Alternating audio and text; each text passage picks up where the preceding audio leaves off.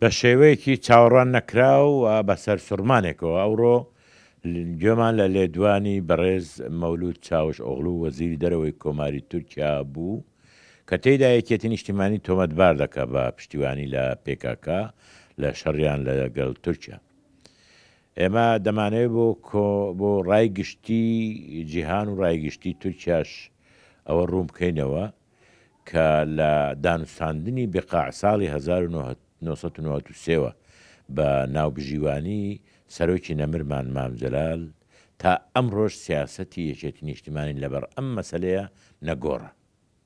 پێمان وایە ئەبێ ئەم کێشەیە بە شێوەیەکی ئاشتیخوازانە چارەسەر بکرێ و و نامانەوێ هیچ دلۆپێک خوێنی تورک یا کورد یا هەر کەسێکی تر لە تورکیا یا لە هەر جێیەکی تر برژێ.